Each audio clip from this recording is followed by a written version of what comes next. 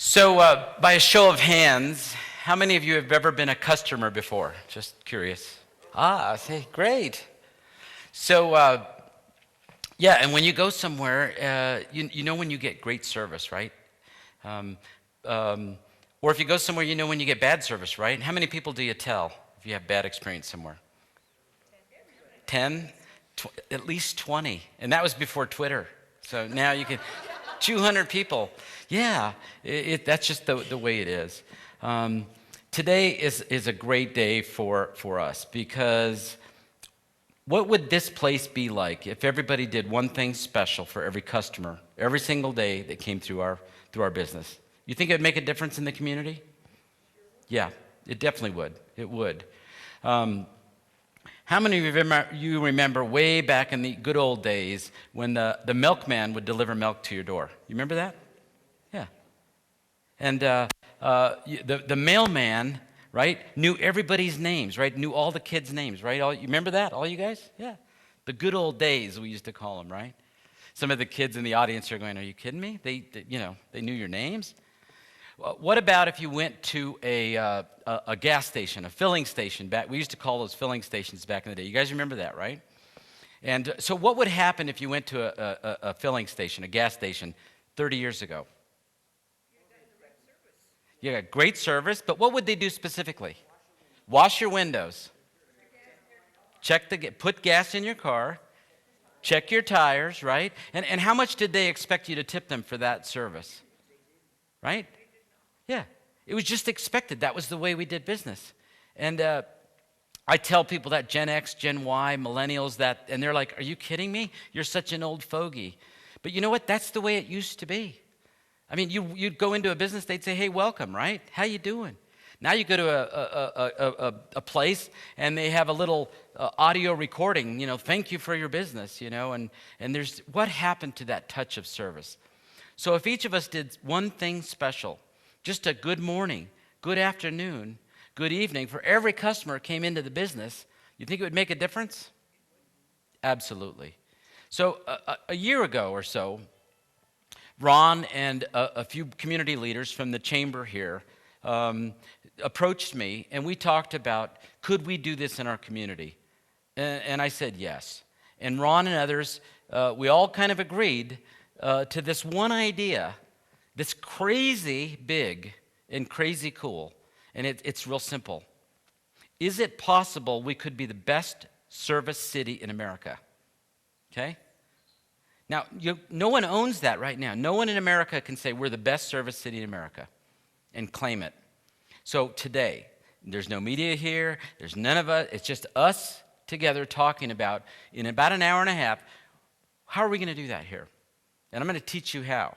And it starts with each of you, that we aspire to be the best service city in America. I know it sounds crazy, but I'll tell you, I used to own and operate El Pinto restaurant. You remember, anybody been to Albuquerque, been to El Pinto restaurant? My brother, instrumental in building the business. And one day my brother came up with this idea that said, I'll bet we could tell America that we have the best nachos in America. So one day my brother called the Wall Street Journal and said, "We are the number one nachos in America," right? And kind of a crazy claim, right? No big deal. Reporter called back and said, "So why are you the best nachos in America?" And he said, "Well, because this is the way we make our nachos. This is what our customers think. And, we sell a ton of them," right? So the reporter said, "Hey, I'm going to come out and check it out." Reporter comes out, sees how they make their how they make their nachos. They put the chips and they layer some cheese, then they melt it in the salamander, and then they pull it back out, put some more chips on, and put some more ingredients, melt it in the salamander. Comes out this great, delectable mound of beautiful nachos, right?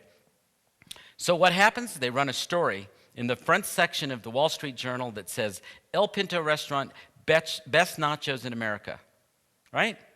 And what happened? They put the story in the paper, and guess what happened the next day? Guess how many nachos they sold? Okay?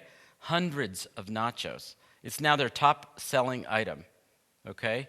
So we can aspire to be a great service city, and what is that going to take? It's going to take you. Because when people come into a place, hey, it's cool to do some nice things in this town. There's some novelty. We're on Route 66. We got a lot going for us, and we're going to talk about that in just a minute. But what they remember and what they tell people about was the genuine, sincere service of the people in this community. Let's bring back small town America. Let's get, I used to live in the New York area, and people are just restless to get out to a place like this, okay? They just have to know about it. So when they come through here, we want to give them that exceptional experience where they say, I can't wait to go back there. It's a small little place, but it's got a big heart, okay? Do you think that's possible? We could be this place? Yeah, I think so too. So let's have a little bit of fun today. And we'll talk about what the spirit of Cibola is. And I want to thank the leaders. Ron Williams was great. Oh, that's my music. That kind of comes in. Maybe I shouldn't have put that. There we go. Ron and others sat down and said, let's do this thing in this community. So I want you to thank the chamber, and I have a list of some folks that really were instrumental. Bob Clark, kind of in the middle of this thing, switched gears, took leadership and helped finish this program up. And so I appreciate Ron and the community, what you all have done for this. So I'm the former tourism secretary of New Mexico. I also was the secretary of economic development for the state. And when people come to our state, they always, it's always, they think of it dry desert. They don't know that there's mountains here. I mean, you have it all right here, right? You got beautiful arid climate, mountains, lots of outdoor activities, golf. I love golf. But what happens when people come to the community, they say, it's more beautiful than I thought it was. The people were more nice and friendly than I thought they were. And so this is a beautiful place. And we got to tell people about, all the great things there are to do here.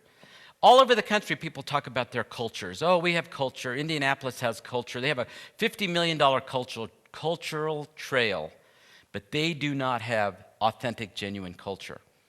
Where we have, Native Americans and Hispanics and a mix of cultures right here in this community. Who can tell me how many Native American tribes there are in New Mexico? How many Native American tribes are in New Mexico? 18? 21? 3? 23. Okay, good. You're almost all right, I think, but let me tell you who they are. So there's 19 Pueblo tribes, right? Land peoples. There are 2 Apache tribes, right? Which are Jicarilla and Mescalero, okay? And then the what's the last one? Navajo, the Navajo Nation. A big checkerboard area, this whole region, right? So you added up what? 19, 21, 22, right? Who said 22? Let's give her a big hand. Thank you very much. Awesome. Yeah. And by the way, there's trivia in this, because the more you know about New Mexico and the more you know about this place, the better you can, share that with our customers that come through. So what's your favorite restaurant? Anybody have a favorite restaurant in town? What is it? Serve Chef Pizza. Serve Chef Pizza? Okay, good. Okay, and what's your favorite pizza there? I like the Malibu. You like the Malibu? Okay, why? It's got, what's in it? It's all veggie. All veggie. Boring. Okay. So why not, when people come to town, you tell them about your favorite place to eat and your favorite pizza? And you know what? A lot of people will say, I'm going to try that, because they don't know. You have so much power to help people get through this place. And all you have to do is make a recommendation on, and we'll talk about that in just a little bit, because the way to people's hearts is through their palates, right? They're going to come here, they're going to remember the people, they're going to remember the beautiful place and the culture, and they're going to never forget the food, okay? And they're going to want that recipe, and there's every reason for you to make that available. But we have great culture in this community. Of all the places in New Mexico, this place, west of Albuquerque, is the place for the Native American culture in America. This is the place. And you guys are right in the middle of it. You don't even see it. Well, What's also great in this place is the experience you can have. The great things there are to do. Indoor, outdoor activities, right? You come here, y'all see it all the time, right? People, they have bikes on their cars, and they have, they wear funny skin tights, right? And they go to Mount Taylor to run the quadrathlon. What an awesome event that is, by the way. The world knows us because of that. And you think, well, it's not just because not everybody comes to it, but they all know about it, especially that community. So it's not just the outdoor activities. It's the history here, the riches that what happened here happened before America was America. Okay? We're going to talk about some of the great things that happen in this community, and that you're on the continental divide here, where there's people that'll just take one from south to north continental divide just to see what's there. Okay? And you guys are right on the spine of America, which is cool. But this place offers our customers an incredible experience that they can participate in, which is always just a lot of fun. We can have all these great things, and they're fun, but when it comes down to it, they're going to remember you, the people, how they were treated. I can go to Boston and stay at a Hyatt in Boston, and if somebody treats me with indifference, I'm going to tell my friends, Boston's not a friendly town, and the Hyatt, not a friendly place, right? Only because one person treated me with indifference. 68% of your customers will quit because of an attitude of indifference expressed by one person. And I tell you that because the first question I asked, how many of you have ever been a customer before? Right? So today, when we talk about this, think in terms of you being a customer. What do you want when you go somewhere? How do you want to be treated? Anybody here in the room want to be treated with respect and dignity and courtesy and kindness? I do a lot of talks about kindness. And I have a favorite line, and it says, do not mistake kindness for weakness. Okay? Today I'm going to talk about service, and I'm going to tell you to be nice to people and friendly to people. And smile. Okay? And the first reaction with a lot of people is to say, well, what if they're not nice to me? Right? Then I say, so what? That doesn't matter. You deserve to be friendly to people. Later, I'm going to talk to you why studies show that when you're nice to people, it makes you feel good.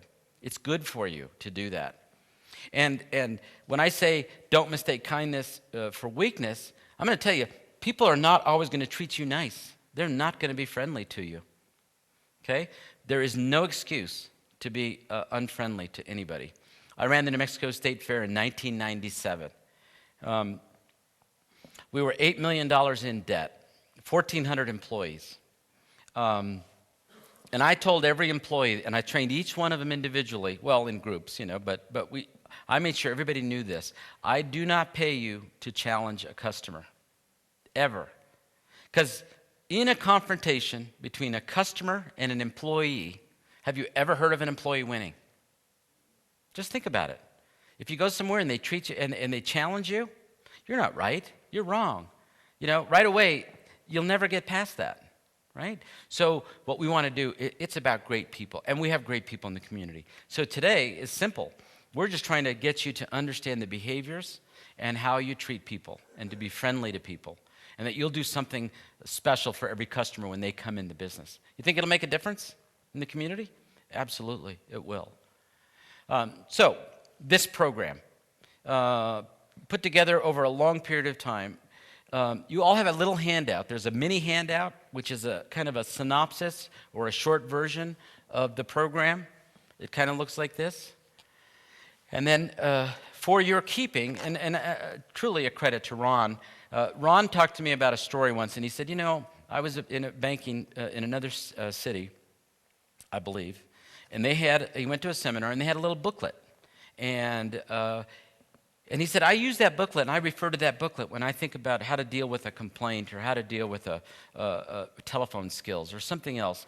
And so Ron asked me to put this book together for you. So this is for you to keep in your business. And when you ever want to do something cool and creative, train your staff, maybe share these ideas with other people. Any one of these pages, or a couple of them, are a 10, 20-minute session with your employees. Talk about, what are the principles of service? How can I be a remarkable service person? What do my customers, there's a page in here, what do customers want when they come in your business?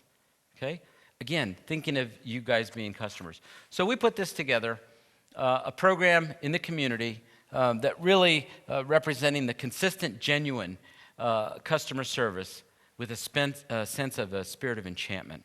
I'm going to tell you later how we connect this to what's going on at the state, which is really awesome. You guys are so ahead of the curve. The whole state is going to come behind you in a similar type program. I know because I wrote the program for them. But it is not like this. It's not customized where we're going to talk about what there is to do and how to be friendly to people in the community. So history, culture, great adventures. Let's start talking about some themes that we can share with our customers, and we'll have a little bit of fun with that here in just a minute.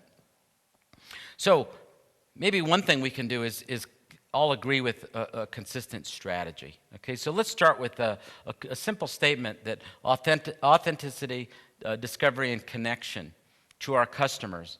So what is there to do here in this place? And I'm going to share with you just a few things, and it's in your handouts, and we'll talk about it.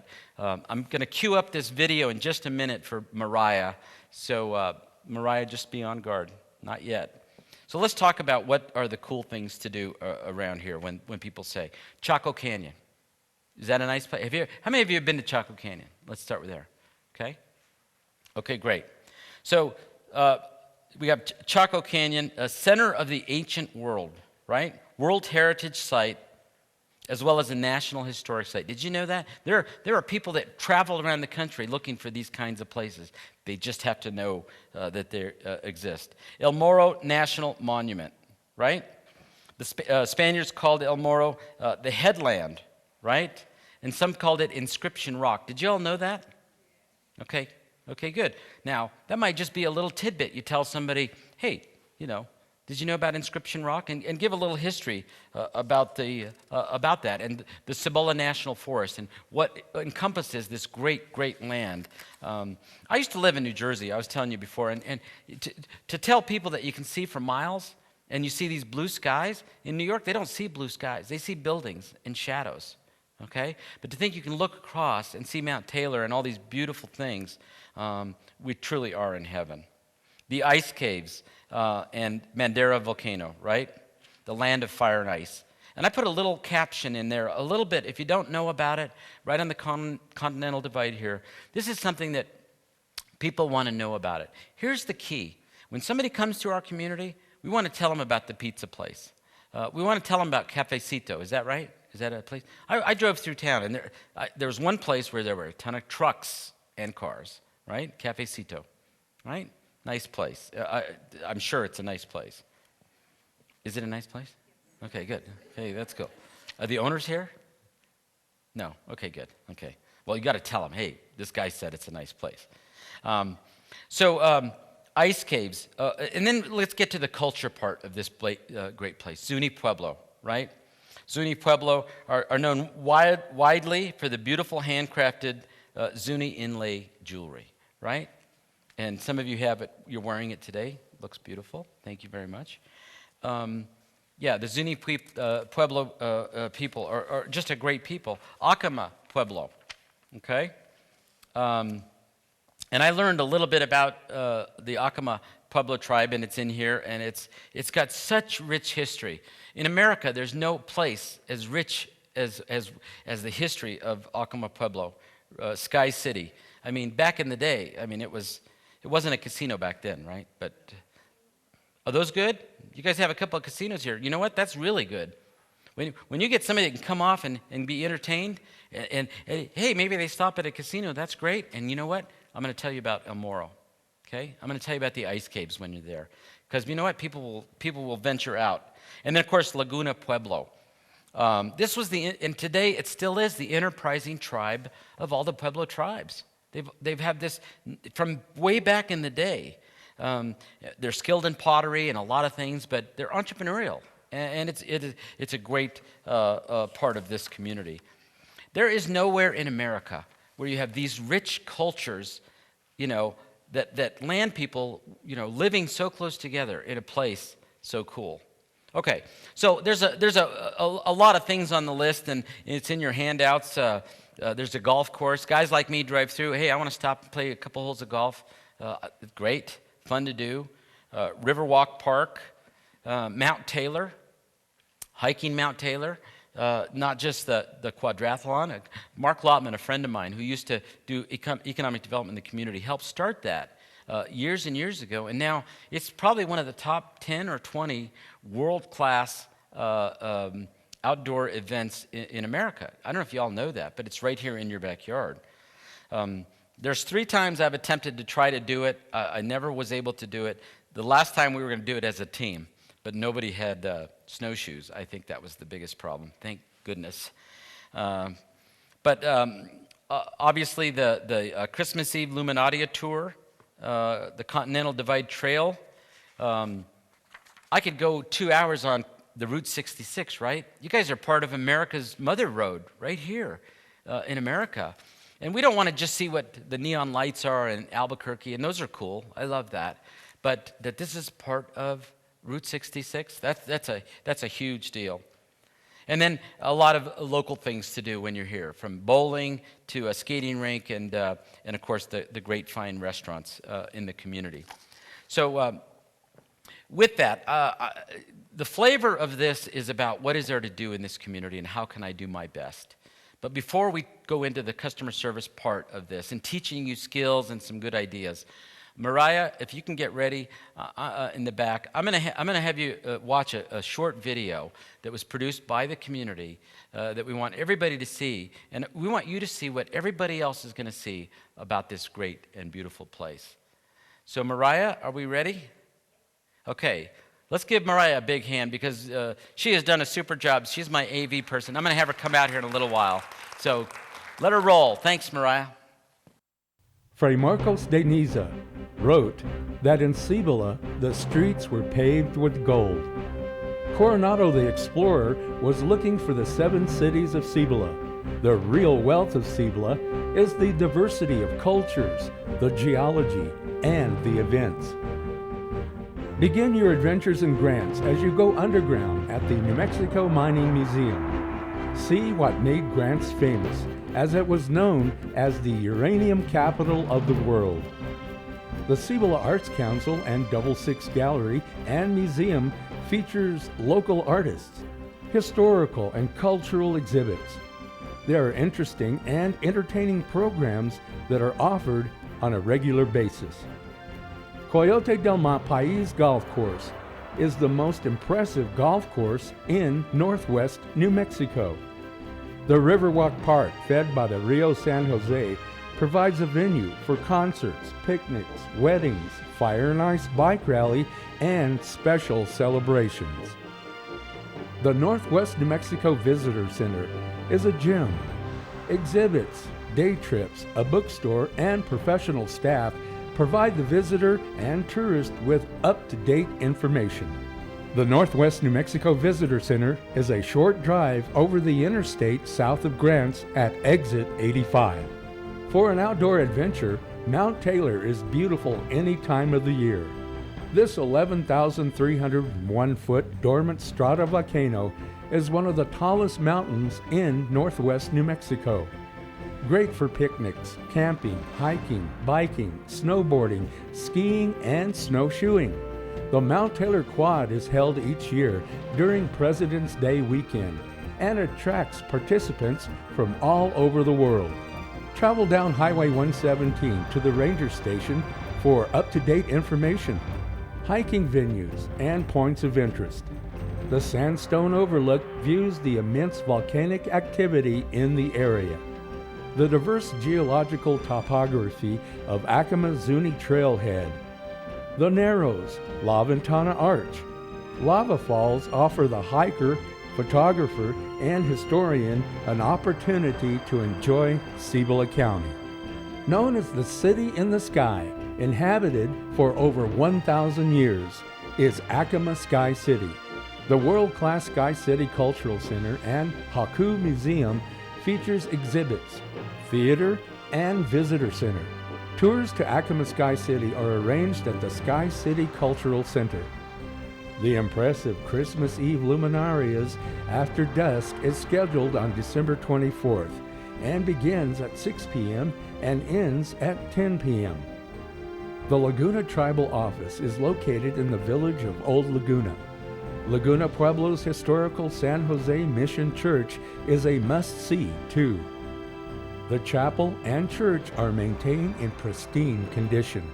On the east side of Mount Taylor is the land-grant village of Sovieta, one of the first Spanish settlements west of the Rio Grande.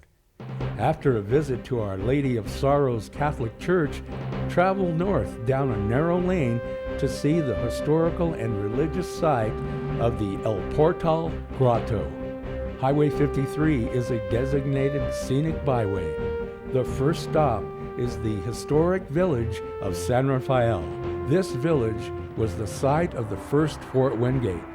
The military made sure that the wagons of gold and silver safely reached Santa Fe.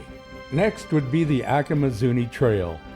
El Calderon is the basis for the thick lava that we call El Malpais. Great hikes to the Bat Caves and the crater are easy. The next stop is the Ranger Station. The selection of books for young adventurers is a must-see. There's a hiking trail back to El Calderon from this site.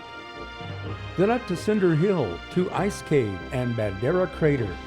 The hospitality of the Candelaria family has maintained this ruggedly beautiful and historic site for several generations. The chain of craters near the Continental Divide is another outdoor experience that travelers from all over the country enjoy. El Morro National Monument was established in 1906, one of the first national monuments in the Southwest. Many have expressed that the hike up to the Atsena ruins is the best in the state. The history of conquistadors, explorers, and adventurers have left their mark at Inscription Rock. El Morro National Monument has a museum and a great bookstore for those who enjoy the history and the cultures of the Southwest. The Zuni Mountain Railroad Tour can begin at the Zuni Canyon Road in Grants to Forest Road 49, or on Highway 53 at Forest Road 50. The Zuni Mountains contributed to the expansion of the railroad beginning in the 1880s and continued until approximately 1930s. The drive can be short or take you all the way to the McGaffey, an historic logging camp. Many of the camps can still be seen as you drive this scenic road. The best time to explore is in the late spring, summer, or fall. Part of the road to McGaffey is unimproved. Be careful if the road is wet, icy, or snow-packed. Today, hiking, biking, and equestrian trails are planned. This will attract more tourists and visitors to the area. Let's not forget Blue Water Lake. Fishing for muskie has attracted fishermen from all over the country. Ice fishing in the winter is fun too. North of Milan, travel Highway 605. Turn left to 509 past Ambrosia Lake to Navajo 9. Then to Highway 57 on an old ranch road. Chaco Cultural National Historical Park was occupied from 850 to 1250. The Chacoans built majestic 5-story dwellings. They carried timber from Mount Taylor and the Chusca Mountains and built roads both north toward Aztec, New Mexico, and south to Mexico. Chaco Canyon is a destination for those who want to see the history, archaeology, and anthropology. You will find remnants of ghost towns, historical sites, and adventure on the Mother Road. Route 66 was designated in 1927 with the federal highway numbering system. Most of Route 66 was not paved, especially in Cibola County. Today, Cibola County has the longest continuous original Route 66 in the state. Enter the paved route at Mesita, exit 117. Travel through the beautiful canyon on the curving road to Buddville. one of the most photographed sites on Route 66. Then to Villa de Cobero. It has been said that Ernest Hemingway wrote The Old Man and the Sea while staying at the quaint, peaceful place. Movie stars and travelers stayed at this oasis, a safe haven while on an often perilous journey. The Mother Road, Route 66, travels through Paraje, San Fidel, McCarty's, and Anzac. Follow the highway to Grants, famous for its carrots and being the